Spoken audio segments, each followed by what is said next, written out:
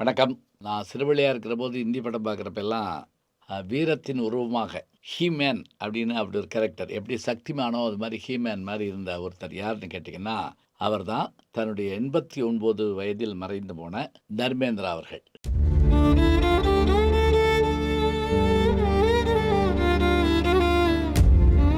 இவர் பிறந்த ஆண்டு 1935. பஞ்சாப்ல ஒரு சின்ன கிராமத்தில பிறக்கிறாரு. இவரோட பிறந்தவங்க பல பேரு. இவரு வந்து தீராத சினிமா ஆசையால என்ன பண்றாருன்னா, மும்பைக்கு வந்து முயற்சி பண்ணி சினிமாக்குள்ள வர்றாரு. ஆரம்ப காலத்தில இவரு வந்து ஒரு வகையான அந்த காதல் முகத்தோட தான் இருக்காரு. ஒரு தடவ கூட திலீப் குமார் சொன்னாராம், "இறைவன சந்திச்சு கேட்டா, எனக்கு தர்மேந்திரா மாரி அழகான முகத்த குடுங்கன்னு கேட்பேன்" அப்படின்னு. இத்தனைக்கும் அவருமே அழகா தான் இருப்பாரு. இருந்தாலும் அப்படி எல்லாரையும் வசீகரிக்கக்கூடிய முகம் இவருக்கு இருந்தது. ஆரம்பத்தில இவர் நடிச்ச படங்கள்னு சொல்லி பார்த்தீங்கன்னா, "தில் பே தேரா", "ஹம் பே தேரே", "இதயமும் உனக்காக", "நானும் உனக்காக". இந்த படமெல்லாம் பார்த்தீங்கன்னா, அந்த காலத்தில இவருக்கு வந்து ஒரு பெரிய காதல் கூட்டமே காதலர்கள் வந்து இவர ப அப்படி பாராட்டிட்டு இருந்தாங்க. குறிப்பா ஷோலே படத்தில அமிதாப் பச்சனும் இவரும் சேர்ந்து நடிச்ச அந்த படம், இந்திய வரலாற்றிலேயே அந்த பட அளவுக்கு எதுவும் ஓடலன்னு சொல்லலாம். அதில அமிதாப் பச்சனுக்கு பெரிய பேர் கிடைச்சது, அம்ஜத் கானுக்கு கிடைச்சது என்றாலும் கூட, அதில ஹீரோவா கடைசி காட்சியில அவர் அந்த வெகுண்டெழுகிற காட்சியில தியேட்டர் அப்படியே விசில் பறக்கும். இவருடைய அந்த உச்சரிப்பு ஸ்டைலே ரொம்ப நல்லாயிருக்கும். அதேபோல யாதோன் கி பாரத் மதுரையில ஒரு வருஷம் ஓடின படம்ங்க. இந்த மதுரை யாதோன் கி பாரத் படம் தான் இங்கே தமிழ்ல வந்து நாளை நமதே அப்படின்னு அத வந்து புரட்சித் தலைவர் எம்ஜிஆர் வாங்கி அந்த படத்த வெற்றி காண வச்சார். ஆனா ஹிந்தி படத்தில அண்ணன், தம்பி 3 பேரு. மூத்தவர் தர்மேந்திரா, 2ஆம் அவர் வந்து இன்னொருத்தரு, 3ஆம் அவர் 3 பேரு. எம்ஜிஆர் என்ன பண்ணாருன்னா, அந்த மூத்த சகோதரனாவும், இளைய சகோதரனாவும் அவரே நடிச்சாரு. 3வதாக ஒரு தெலுங்கு நடிகர நடிக்க வச்சாங்க. அந்த யாதோங்கி பாரத்ல இவரு சின்ன பிள்ளை ஆகிட்டு, அந்த யாதோங்கி பாரத் என்ன அந்த பாட்டு முடிச்சுட்டு, இவரு பெரியவர் ஆனபோது கீழ ரயில் போயிட்டுருக்கு. அந்த பாலத்தில நிப்பாருங்க. அந்த பாலத்திலருந்து அந்த ஓடுற ட்ரெயின்ல குதிக்கிற காட்சி இருக்கும். அது நீங்க எப்படி எடுத்தாங்கன்னு கூட நமக்கு தெரியாது. ஆனாலும் கூட, அது பெரிய வரவேற்ப தந்தது. அதேபோல ஜுக்னுன்னு ஒரு படம். ஹிந்தியில வந்து முதல்ல இங்கிலீஷ்ல வந்தது. டேஞ்சர் டயபாலிக்ன்னு ஒரு படம்.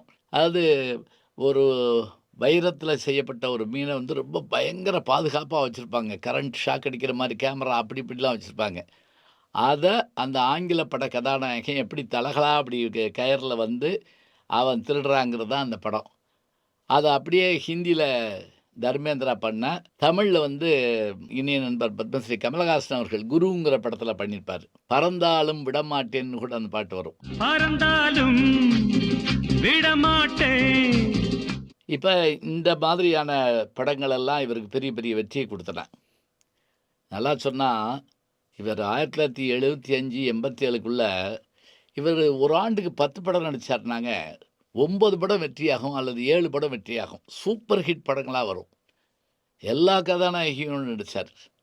முக்கியமா இவரோடு நடிச்ச தமிழ்நாட்டு பிறந்த நடிகை ஹேமமாலினி அவர்கள். அவர் வந்து 2வது திருமணம் பண்ணிக்கிட்டாரு. முதல்ல அவருக்கு 19 வயசுலயே திருமணம் ஆயிருச்சு. இவருடைய மகன்கள் சன்னி தியோல், பாபி தியோல் இவங்கெல்லாம் இவருடைய பிள்ளைகள் தான். இவங்களுக்காக இவர் வந்து பின்னாடி திரைப்பட தயாரிப்பாளராவும் ஆனாரு. அதான் இவருடைய அந்த காயல்ங்கிற திரைப்படம். அது தேசிய விருதையும் பெற்றது நம்ம பார்க்குறோம். அப்ப நடிகராக, ஒரு பெரிய மாவீரனாக, தரம்வீர்ன்னு ஒரு படம். அது ரொம்ப முக்கியமான படம்னு சொல்லுவாங்க. நாட்டுப்பற்றாக இருந்தாலும், அ வீர கேரக்டராக இருந்தாலும், குடும்பத்தில் ஒரு நபராக இருந்தாலும், மெல்லிய நகைச்சுவை. அது வந்து இவருக்கு பெரிய கை குடுத்தது. இப்ப ஷோலே படத்துலலாம் சிம்பிளா அந்த அந்த நகைச்சுவை காட்சிகள ரொம்ப அழகா பண்ணியிருப்பாரு. அதனால அ காதல் ஹீரோவாக, கதாநாயகனாக, நகைச்சுவை ததும்ப நடிப்பவராக, வீரத்திலும், கோபத்திலும், ஆக்ரோஷத்திலும் சாதிச்சு காட்டுபவராக என்று 300 படங்களுக்கு மேல் நடித்த இவர், கடைசியாக நடித்த படம் இக்கிஸ் அப்படின்னு ஒரு படம். ஓம் சாந்தி ஓம்னு ஷாருக் கான் நடிச்ச படத்துல ஒரு கேமியோ ரோல் பண்ணியிருக்கிறார். இத்தகைய பெருமை மிகுந்த இவர் வந்து தன்னுடைய 89வது வயதில அத கொஞ்சம் உடல்நலம் பாதிக்கப்பட்டிருந்தாரு. அ மருத்துவமனைக்கு போயிட்டு வந்துகிட்டே இருந்தாங்க. ஒரு வாரமா அந்த செய்தி இருந்தது. சமீபத்தில் அவர் மறைஞ்சிட்டாரு. இவரு அரசியல்ல ஈடுபட்டு பாராளுமன்ற உறுப்பினராவும் இருந்திருக்கிறாரு பிஜேபியில. ஹேமமாலினி அவர்கள். அவர்களும் இன்றைக்கும் கூட அவர்கள் எம்பியா இருக்கிறாங்க. இத்தகைய பெருமைகளுடைய ஹிந்தி உலகத்தினுடைய மறக்க முடியாத கதாநாயகனாகிய தர்மேந்திரா அவர்களுடைய மறைவு உண்மையிலேயே நமக்கெல்லாம் வருத்தத்தை தருகிறது. அதுவும் எங்களைப் போன்ற நாங்கள்லாம் சின்ன பிள்ளையில ஹிந்தி படம் பார்க்குறோம்னா, அதில 4 சண்டையாவது இருக்கும்னு வருவோம். அதுக்கெல்லாம் காரணமாக இருந்தவர்கள்ல இவரும் ஒருத்தர்ன்னு சொல்லலாம். இவர் பல்வேறு ஃபிலிம்ஃபேர் விருதுகளை எல்லாம் பெற்றாலும் கூட, இவருடைய படத்துக்கு இவர் தயாரிச்ச படத்துக்கும் பல விருதுகளை பெற்றிருந்தாலும், 2012இல் இந்தியாவினுடைய மிகச்சிறந்த விருதுகளில் ஒன்றாகிய பத்மபூஷன் விருதினையும் இவர் பெற்றிருக்கிறார். அவரை இழந்து தவிக்கின்ற அவருடைய குடும்பத்தாருக்கும், அவருடைய ரசிகர்களுக்கும் நம்முடைய ஆறுதலை தெரிவிப்போம்.